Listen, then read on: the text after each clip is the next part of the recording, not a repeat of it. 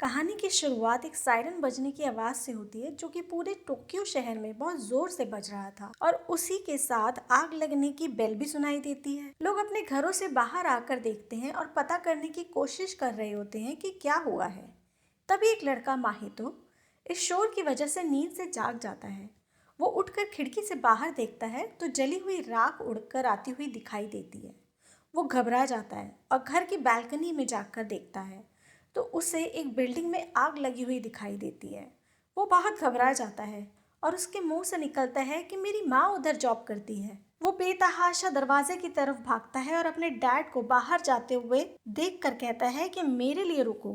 पर उसके डैड कहते हैं कि उसे यहीं पर वेट करना चाहिए और निकल जाते हैं। माही तो जल्दी से अपने कपड़े बदलता है और बिल्डिंग की तरफ पैदल ही भागता है जहाँ चारों तरफ अफरा तफरी मची हुई है और वो बिल्डिंग के अंदर जाने की कोशिश करता है पर वहाँ मौजूद लोग उसे रोक देते हैं। वो बिल्डिंग दरअसल उसकी मदर का हॉस्पिटल था जहाँ उसकी मदर उस वक्त काम कर रही थी और हॉस्पिटल पर बॉम्ब गिरने की वजह से वहाँ आग लग गई थी और उसकी मदर की उसमें डेथ हो गई थी। ये जंग पिछले 3 सालों से चल रही थी और अब उसकी माँ भी मर गई थी जिन्हें गुजरे हुए पूरा 1 साल हो गया था। माहितो और उसके फादर ने भी टोक्यो छोड़ दिया था। वो लोग एक नए शहर की तरफ जाते हैं और सागिनोमा स्टेशन पर उतरते हैं और उस स्टेशन के बाहर किसी का इंतजार कर रहे होते हैं। एक बहुत ही खूबसूरत सी औरत रिक्शे में बैठी हुई उनकी तरफ आ रही होती है।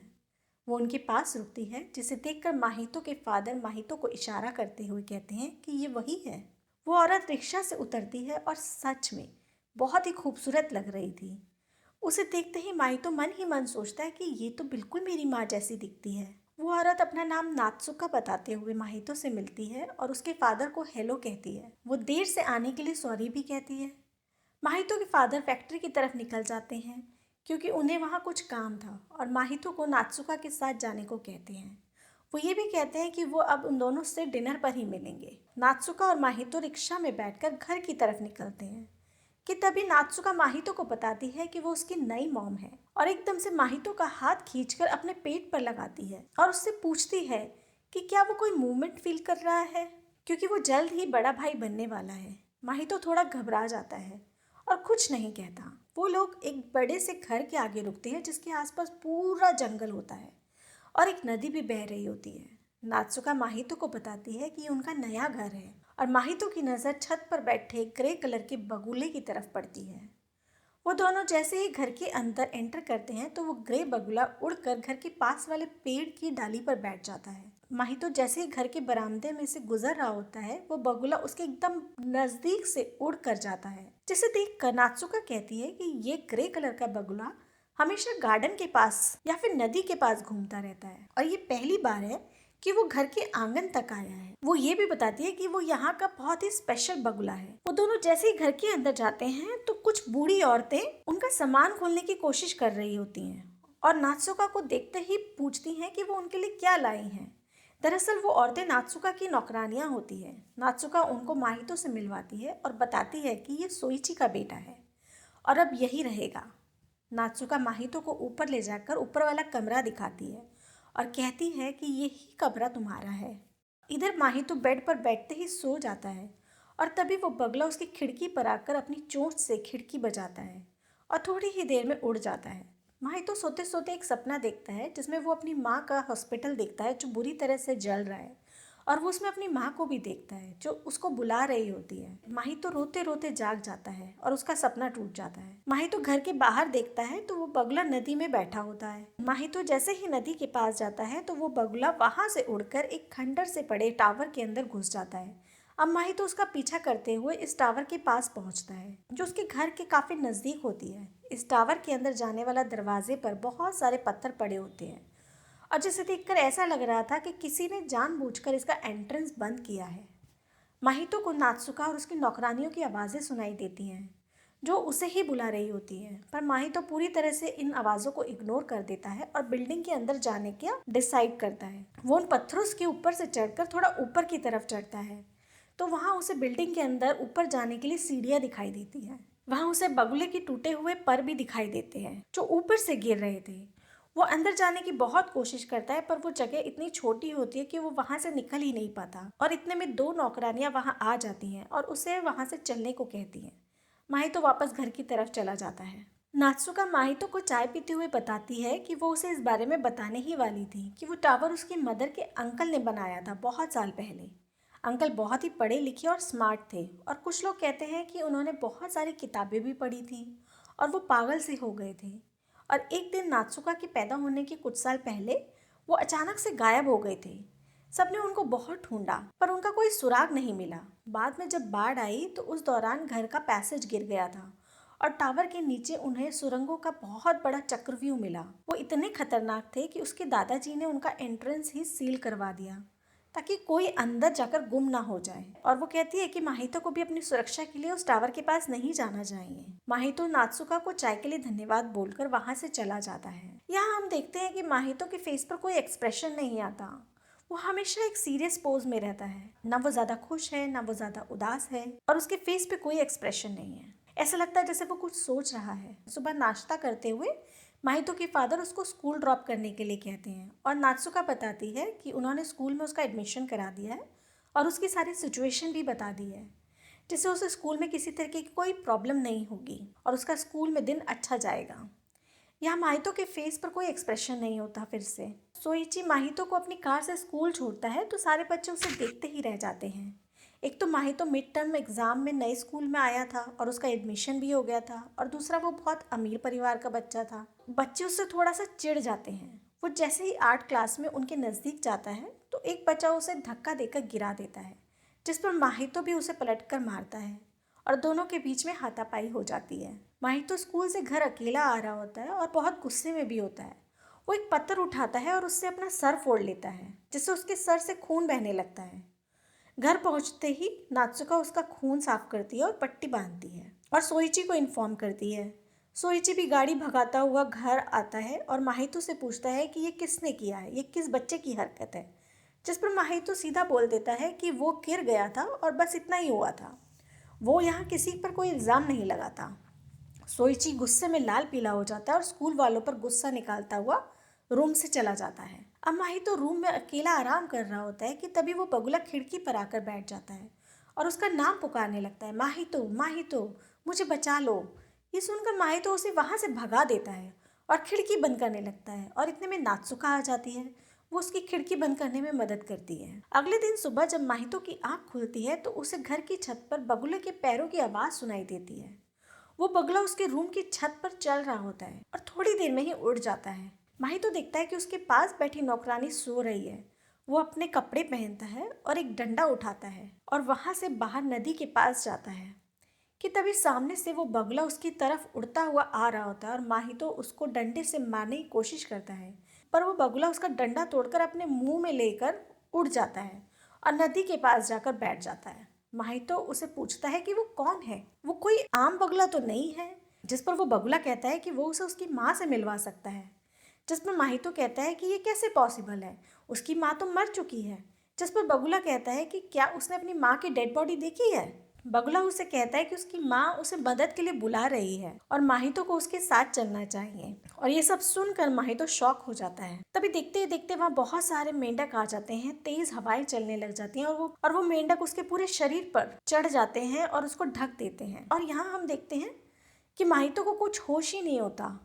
वो एक अलग ही दुनिया में होता है कि तभी नौकरानियां और नात्सुका उसे ढूंढ रही होती हैं और नात्सुका दूर से ही एक तीर चलाती है जो सीधा नदी के पास आकर गिरता है। इस तीर की आवाज़ से सारे मेंढक भाग जाते हैं और वो बगुला भी उड़ जाता है और माहितो वहीं बेहोश होकर गिर जाता है। इतने में नात्सुका अपनी नौकरानियों के साथ वहां आ जाती है और माहितो को वापस घर लेके जाती है।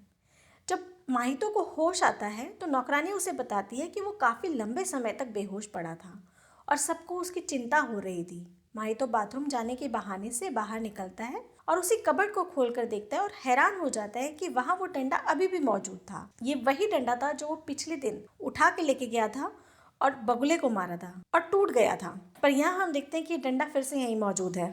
वो उस डंडे को फिर से उठाता है तो वो डंडा उसी जगह से टूट कर बिखर जाता है जहाँ से बगुले ने उसे तोड़ा था। ये देखकर माहितो अब परेशान हो जाता है और समझ ही नहीं पाता है कि ये क्या हो रहा है। माहितो नात्सुका से मिलने के लिए उसके रूम में जाता है, जहाँ उसे देखकर नात्सुका रोने लगती है और कहती है कि वो उसका ध्यान ठीक से नहीं रख पा रही है और अपनी बहन को दिया हुआ वादा भी पूरा नहीं कर सकी। ये देखकर माहितो वहाँ से जाने लगता है कि उसकी नजर टेबल पर पड़े एक सिगरेट के पैकेट पर पड़ती है। वो चुपचाप उस पैकेट को उठाकर अपनी जेब में रख लेता है और चला जाता है। वो जैसे ही रूम से बाहर निकलता है तो वो बगुला खिड़की में वापस आ जाता है और माहितो को कहता है कि उन्हें उसकी जरूरत है, जिसे देखकर माहितो उसे नाइफ से डराने की कोशिश करता है, पर वो बगुला वहाँ से उड़ जाता है। माहितो किचन में काम करने वाले एक बूढ़े आदमी को एक सिगरेट देता है और बदले में वो आदमी उसको चाकू में धार लगाना सिखाता है। माहितो उस चाकू से लकड़ियां काटकर एक धनुष बनाता है। वो कील के पिछले हिस्से को तोड़कर तीर के आगे फिट कर देता है और इसे चलाने की प्रैक्टिस करता है। वो नदी के पास जाकर उस बगुले के टूटे हुए पर उठाकर लाता है और उन्हें तीर के पिछले हिस्से में लगा देता है। वो जैसे ही इस तीर को चलाने की प्रैक्टिस करता है तो वो तीर अपने आप ही उड़कर दीवार में घुस जाता है। उसी दौरान माहितो की नजर जंगल की तरफ पड़ती है जहाँ नात्सुका जंगल के अंदर जा रही थी। वो इसे इग्नोर करता है और अपनी प्रैक्टिस में लग जाता है। थोड़ी ही देर में माहितो की नजर नात्सुका की नौकरानियों पर पड़ रही होती है जो नात्सुका को ढूंढ रही होती है। वो जाकर उनसे पूछता है कि क्या हुआ है, तो नौकरानियां उससे बताती हैं कि नात्सुका कहीं दिख नहीं रही है, जिस पर माहितो बताता है कि उसने नात्सुका को जंगल की तरफ जाते हुए देखा था। तो वो लोग जंगल की तरफ जाते हैं और उन्हें कुछ सैंडल्स के निशान दिखाई देते हैं, तो इससे ये कंफर्म हो जाता है कि नात्सुका इधर आई थी। नौकरानियां उसे बताती है कि उसे वापस चलना चाहिए क्योंकि नात्सुका इधर कभी नहीं आएगी, पर माहितो नहीं सुनता और आगे की तरफ बढ़ता है। तो उसे समझ में आता है कि ये टावर के अंदर जाने का दूसरा रास्ता है और वो जैसे ही आगे बढ़ता है तो उन्हें टावर की एंट्रेंस दिखाई देती है और उनके आते ही वहाँ की सारी लाइटें जल जाती हैं, जिस पर नौकरानी किरिको माहितो को रोकती है और कहती है कि लाइट्स ऑन हो गए हैं और अब उन्हें अंदर नहीं जाना चाहिए, जिस पर माहितो जोर से चिल्लाता है और कहता है कि बगुले नात्सुका को रिटर्न कर दे, जिस पर एक आवाज़ अंदर से आती है कि अंदर चले आओ। वो अंदर जाने ही लगता है कि किरिको नाम की नौकरानी उसे पकड़ लेती है और कहती है कि ये आवाज़ सिर्फ उनके ही ब्लड लाइन वाले सुन सकते हैं और नौकरानियां नहीं सुन सकती। वो माहितो को अंदर जाने से रोकती है, पर माहितो आगे बढ़ता रहता है और नौकरानी भी घिसटते घिसटते उसके पीछे उस टावर के अंदर आ जाती है। जैसे ही वो दोनों टावर के अंदर आते हैं कि एक बड़ा सा दरवाजा वापस जाने के रास्ते को बंद कर देता है और उस दरवाजे के अंदर से बगुला निकलता है और उन्हें अपने साथ पीछे चलने को कहता है। वो एक हॉल में पहुंचते हैं जहाँ एक औरत सोफे पर लेटी होती है। बगुला माहितो को इशारा करके कहता है कि ये तुम्हारी माँ है, देख लो, जिस पर नौकरानी किरिको कहती है कि ये मुमकिन नहीं है क्योंकि वो तो मर गई है, ये ज़रूर एक चाल है। माहितो आगे बढ़ता है और उस औरत को देखता है। वो बिल्कुल उसकी माँ जैसी होती है। माहितो भावुक हो जाता है और उसे जगाने लग जाता है, पर वो जैसे ही उसे टच करता है वो औरत पिघलने लग जाती है क्योंकि वो पानी से बनी हुई थी, जिस पर बगुला हंसता हुआ कहता है कि ये उसने पानी से ही बनाई है और अगर माहितो उसे टच नहीं करता तो वो वैसे की वैसी ही रहती। अब माहितो को बगुले पर बहुत गुस्सा आता है। वो अपना तीर निकालकर बगुले के ऊपर तान देता है और जैसे ही तीर चलाने की कोशिश करता है वो तीर अपने आप उड़कर बगुले के पीछे पड़ जाता है और सीधा उसकी चोंच में जाकर घुस जाता है। माहितो तीर को बगुले की चोंच से निकालता है और घायल होने की वजह से वो बगुला अब उड़ नहीं सकता था और आधा इंसान और आधा पंछी बनकर रह जाता है। माहितो उस पर तीर तान कर कहता है कि मुझे नात्सुका के पास ले चलो, जिस पर बगुला कहता है कि ठीक है, लेकिन अगर मैं तुम्हारी जगह होता तो मैं वहाँ कभी नहीं जाता। कि तभी ऊपर से एक आदमी की आवाज़ सुनाई देती है और वो कहता है कि बस अब बहुत हुआ और जल्दी से इनको हमारे पास लेके आओ। और देखते ही देखते वो जगह दलदल सी बन जाती है और वो सब लोग उस जमीन के अंदर धंसने लग जाते हैं जैसे कि कोई दलदल के अंदर घुस रहा है। और अगले ही सीन में हमें दिखाया जाता है कि माहितो एक बीच पर उतरता है जहाँ उसे बहुत सारे बोट्स समंदर में दिखाई देते हैं। वो थोड़ा ऊंचाई की तरफ चढ़ता है और रास्ता देखने की कोशिश करता है कि तभी उसे थोड़ी दूर नीचे एक बड़ा सा गेट दिखाई देता है। वो उस तरफ जाने की कोशिश करता है। गेट के सामने पहुंचते ही वो उस पर लिखे हुए शब्दों को पढ़ने की कोशिश करता है, जिस पर लिखा होता है कि जो भी उसका ज्ञान लेना चाहता है वो मर जाएगा। वो दरवाजे के अंदर झाँक कर देख ही रहा होता है कि पास ही मौजूद पेल्शियन पंछियों का झुंड उस पर हमला कर देता है और इस बीच वो दरवाजा खुल जाता है। वो पेल्शियन पंछी माहितो को घसीट कर अंदर ले जा रहे होते हैं। पास ही मौजूद नदी में एक लड़का अपनी नाव से जा रहा होता है और उसकी नज़र इन पेल्शियन पंछियों के झुंड पर पड़ती है और वो तुरंत ही समझ जाता है कि किसी ने इस कब्रिस्तान का दरवाज़ा खोला है और तुरंत ही अपनी नाव को रोककर माहितो को बचाने आता है। वो एक लकड़ी में आग लगाकर उन पंछियों को डराकर भगा देता है। वो माहितो को कहता है कि मुर्दों के जागने से पहले हमें इस जगह से चले जाना चाहिए। माहितो उसके साथ चल पड़ता है और वो लड़का कब्र के सामने आते ही माहितो को रोकने के लिए कहता है और जलती हुई लकड़ी से अपने चारों तरफ आग लगाकर घेरा बनाता है और फिर कुछ मंत्र पढ़ता है और देखते ही देखते उनके चारों तरफ बना हुआ आग का घेरा बुझ जाता है और धुआं बनकर उड़ जाता है। वो माहितो को उस कब्र की तरफ देखते हुए पीछे की तरफ चलने को कहता है। किनारे पर पहुंचकर वो माहितो पर चिल्लाता है कि उसने कब्रिस्तान का दरवाजा क्यों खोला था, जिस पर माहितो कहता है कि वो बर्ड्स ने उसको दरवाजे की तरफ धक्का मारा था जिससे दरवाजा खुल गया था। वो दोनों नाव पर बैठ जाते हैं और आगे की तरफ बढ़ते हैं। रास्ते में माहितो उसे बताता है कि वो नात्सुका को ढूंढ रहा है और क्या वो लड़का उस नात्सुका को जानता है।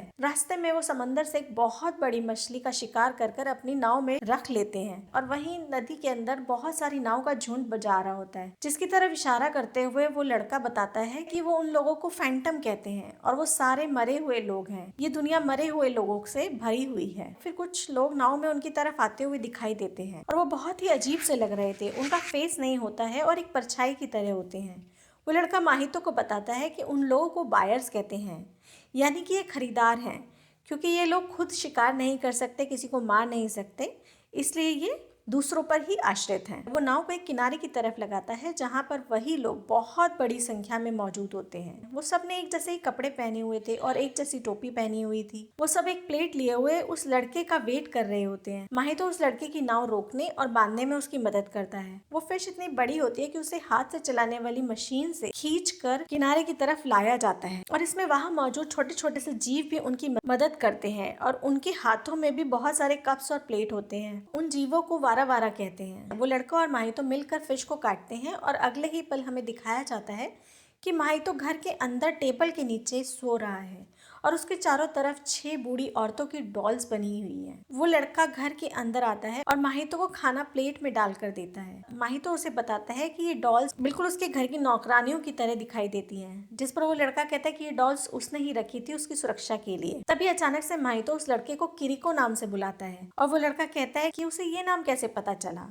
अब माहितो जवाब देता है कि किरिको उसकी एक बूढ़ी हाउसमेड है जो उसके साथ ही यहाँ आई थी, जिस पर वो लड़का कहता है कि मुझे इस बारे में कुछ नहीं मालूम, मैं तो यहाँ शुरू से ही रह रहा हूँ। अब माहितो बाथरूम के लिए बाहर जाता है कि तभी चांद की रोशनी में हमें पता चलता है कि वो घर दरअसल एक बड़ी सी बोट है। माहितो चांद को देख ही रहा होता है कि वो छोटा सा वारा वारा वहाँ आ जाता है और जोर से अपने अंदर सांस भर लेता है और हवा में उड़ने की कोशिश करता है।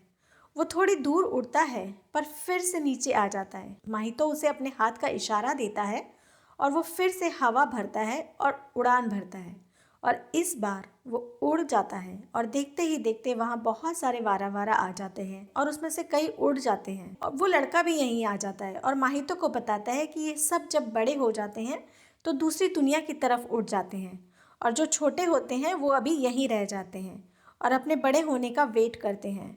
माहितो उसे पूछता है कि वो दूसरी दुनिया में क्यों जाते हैं, जिस पर लड़का जवाब देता है कि ये सब जन्म लेने के लिए जाते हैं, यानी बर्थ लेने के लिए दूसरी दुनिया में जाते हैं, इंसान के जन्म के लिए। माहितो ये सब सुनकर बहुत हैरान हो जाता है। वो उन वारा वारा को उड़ते हुए देख ही रहा होता है कि तभी वहाँ वो पेल्शियन बर्ड्स आ जाते हैं और एक एक करके उन वारा वारा को खाने लगते हैं, जिस पर माहितो बहुत ही विचलित हो जाता है कि तभी वहाँ एक लड़की जिसका नाम लेडी हिमी होता है आ जाती है और अपनी शक्ति से आसमान में आग फेंकती है, जिसमें कुछ वारा वारा भी मर जाते हैं पर बर्ड्स भाग जाते हैं और अब बचे हुए वारा वारा दूसरी दुनिया में जन्म लेने के लिए सुरक्षित उड़ सकते हैं। लेडी हिमी वहाँ से चली जाती है। लड़का माहितो को बताता है कि वो इन वारा वारा को खाना खिलाता है जिससे कि वो जल्दी बड़े हो सके और नया जीवन ले सके।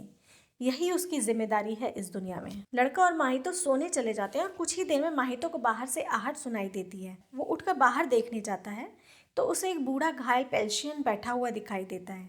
वो माहितो को देखते ही कहता है कि मुझे इस दुनिया से मुक्ति दे दो, मुझे मार दो, मेरे पंख जल गए हैं और मेरा एक पैर भी टूट गया है। जिस पर माहितो कहता है कि तुम्हारे साथ यही होना चाहिए था, क्योंकि तुम घिनौने बर्ड्स वारा वारा को खा रहे थे। जिस पर वो बूढ़ा बर्ड कहता है कि वो अपनी मर्जी से ऐसा नहीं करते हैं, उन्हें इस नरक में वारा वारा को खाने के लिए ही बनाया गया है। वो बताता है कि इस समंदर में थोड़ी ही फिश हैं जो खत्म हो गई हैं और हमारी जाति भूख से नष्ट हो रही थी। हमने बहुत दूर तक उड़कर जाना चाहा पर हम इस आइलैंड से कभी बाहर ही नहीं जा पाए, इसलिए हमने वारा वारा को खाना चालू किया। ये समंदर शापित है और वो ये कहकर मर जाता है। अगले दिन माहितो उस ग्रे बगुले से मिलता है और वो दोनों लड़के से बात करते हैं और नात्सुका को पता लगाने को कहते हैं, जिस पर लड़का कहता है कि वो यहाँ से नहीं जा सकता क्योंकि उसे वारा वारा का ध्यान रखना है, इसलिए माहितो और बूढ़े बगुले को मिलकर ही नात्सुका को ढूंढने जाना होगा। अब माहितो लड़के को अलविदा कहता है और लड़का उसको किरिको की डॉल गिफ्ट करता है, जिसे देख माहितो बहुत खुश हो जाता है और खुशी खुशी वहाँ से आगे बढ़ता है। इधर माहितो के फादर सोइची ने अपनी वाइफ, बेटे और नौकरानी को ढूंढने के लिए अपनी पूरी फैक्ट्री के सारे आदमी लगा दिए थे। वो उनके अचानक गुम हो जाने से बहुत परेशान था कि तभी सारी नौकरानियां वहाँ इकट्ठी हो जाती हैं और एक नौकरानी उसे बताती है कि वो इस घर में 60 सालों से काम कर रही है। वो ये भी बताती है कि ये टावर दूसरी दुनिया का है, जो कई साल पहले एक आग के गोले के साथ आसमान से इस जगह पर आकर गिर गया था और तब से वही है जो धीरे धीरे जंगल से चारों तरफ से घिर गया था और जंगल के अंदर छुप गया था। 30 साल बाद नात्सुका के अंकल ने इस टावर को जंगल में ढूंढ लिया था और क्योंकि ये बहुत अद्भुत और रहस्यमय था तो उन्होंने उसके चारों तरफ एक टावर बनवाया और जिसे बनवाने में बहुत सारे लोग घायल हो गए थे और कई लोग मारे भी गए थे। और फिर उसके बाद नात्सुका के अंकल टावर में ही कहीं खो गए। वो आगे बताती है कि एक दिन माहितो की माँ हिसाको भी गायब हो गई थी, जिसे सबने चारों तरफ ढूंढा। फिर 1 साल के बाद वो एकदम खुशी खुशी और हेल्दी वापस आ गई। वो बिल्कुल वैसी ही लग रही थी जैसे खोने वाले दिन थी, उसमें कोई चेंजेस नहीं आए थे और उसको पिछले 1 साल में क्या हुआ ये सब भी याद नहीं था। ये सब सुनकर सोइची टावर के अंदर जाने का डिसाइड करता है। इधर माहितो ग्रे बगुले की टूटी हुई चोंच ठीक करने में मदद करता है और वो दोनों एक घर के पास पहुंचते हैं। बगुला वहां की रक्षा कर रहे पेल्शियंस का ध्यान भटकाता है ताकि माहितो घर के अंदर जा सके। जैसे ही माहितो घर के अंदर जाता है तो वहां मौजूद बर्ड सिपाही उसे पकड़ लेते हैं और खाने की कोशिश करते हैं कि तभी लेडी हिमी वहां आ जाती है और आग लगा देती है, जिससे सारे बर्ड्स वहां से भाग जाते हैं। माहितो हिमी को बताता है कि वो नात्सुका को ढूंढ रहा है, जिस पर हिमी कहती है कि वो तो उसकी बहन है और वो माहितो को अपने साथ घर लेकर जाती है, जहाँ वो उसे कुछ खाने को देती है। वह माहितो को वैसा ही टावर दिखाई देता है, जिस पर हिमी उसे बताती है कि दोनों टावर बिल्कुल सेम है और ये दोनों टावर संसार में मौजूद किसी भी दुनिया में ले जाने की क्षमता रखते हैं। वो उसे एक गार्डन में लेके जाती है जहाँ से वो टावर के अंदर घुस जाती है। वह बहुत सारे दरवाजे होते हैं और उन दरवाजों पर नंबर लिखे होते हैं। वो एक दरवाजे की विंडो खोलकर दिखाती है जहां माहितो को उसके डैड टावर की तरफ आते हुए दिखाई देते हैं। हिमी माहितो से पूछती है कि क्या उसे घर जाना है, जिस पर माहितो नात्सुका के बगैर घर जाने से मना कर देता है। इतने में सिपाही दोनों तरफ से आ जाते हैं और हिमी दरवाज़ा खोल देती है और बाहर से दरवाज़ा बंद कर देती है। कुछ ही देर में वो दोनों धरती पर माहितो की दुनिया में टावर के गेट के पास होते हैं। हिमी माहितो को कहती है कि अगर उसने दरवाजे को छोड़ दिया तो वो दरवाज़ा उसे फिर कभी नहीं मिलेगा। तो अब उसे डिसाइड करना है कि वो वापस जाना चाहता है या अपने घर रहना चाहता है। इतने में उसके डैड माहितो को देख लेते हैं और उसकी तरफ उसे पुकारते हुए आते हैं। माहितो हिमी से कहता है कि वो नात्सुका के बगैर वापस घर नहीं जाएगा और वो दोनों दरवाज़ा फिर से खोलते हैं और वो सारे सिपाही इस दुनिया में आ जाते हैं और छोटे छोटे तोते बन जाते हैं। माहितो के डैड को लगता है कि माहितो भी तोता बन गया है और माहितो और हिमी दूसरी तरफ चले जाते हैं। हिमी उसे नात्सुका के पास लेके जाती है और माहितो उसके रूम में जाकर देखता है तो नात्सुका सो रही होती है। वो उसे जगाने की कोशिश करता है कि तभी तेज हवा चलने लगती है और कागज के टुकड़े उसे बुरी तरह से पकड़ लेते हैं और बाहर की तरफ धकेल रहे होते हैं। इतने में नात्सुका भी जागती है और माहितो को वहां से चले जाने को कहती है। माहितो उसे अपने साथ चलने को कहता है, जिस पर नात्सुका उसे कहती है कि वो उससे नफरत करती है और उसके साथ नहीं जाना चाहती। कि तभी माहितो नात्सुका को माँ माँ करके बुलाने लगता है और अपने साथ चलने को कहता है, जिस पर नात्सुका भी भावुक हो जाती है। कि तभी तेज हवा माहितो को रूम से बाहर धकेल देती है, जहाँ हिमी उसे पकड़ लेती है और कागज के टुकड़ों को जला देती है। यहाँ ऐसा लग रहा था कि कोई शक्ति माहितो को नात्सुका को अपने साथ वापस घर ले जाने से रोक रही है। इधर माहितो बेहोश हो जाता है और उधर नात्सुका भी बेड पर बेहोश पड़ी होती है, जिस पर हिमी वहाँ के स्टोन मास्टर को कहती है कि क्या वो उसे एक विश दे सकता है कि नात्सुका अपने बेटे माहितो को लेकर अपने घर जा सके। इतने में नात्सुका को होश आ जाता है और हिमी उसे कहती है कि वो बाहर आ जाए। नात्सुका जैसे ही पैर आगे बढ़ाती है तो वो स्टोन मास्टर उसके चारों तरफ आग लगा देता है और हिमी भी बेहोश हो जाती है।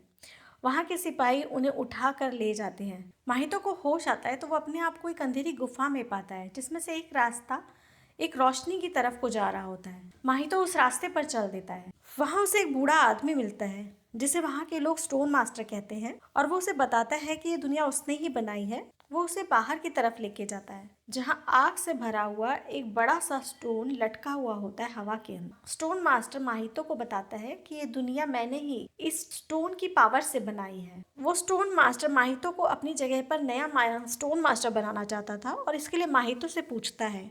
वो बताता है कि उसने स्टोन के साथ ऐसा ही कॉन्ट्रैक्ट किया था कि उसके बाद उसकी ही ब्लड लाइन से कोई नया मास्टर बनेगा। वो उसे एक ब्लॉक चुनने को कहता है जिस पर माहितो कहता है कि ये ब्लॉक्स वुड के नहीं हैं बल्कि एक कब्र से बने हुए हैं, जिस पर मास्टर खुश हो जाता है और उसे कहता है कि वो बहुत ही होशियार है और इसलिए उसने माहितो को चुना है।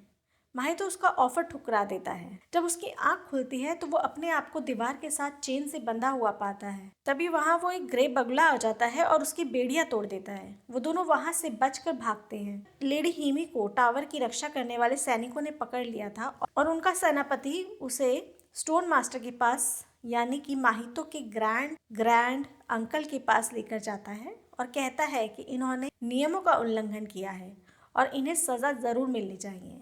जिस पर स्टोन मास्टर उसको कहता है कि वो फिक्र ना करे और वो जल्द ही माहितो को अपना उत्तराधिकारी बनाएगा। जिस पर वो किंग थोड़ा नाराज हो जाता है।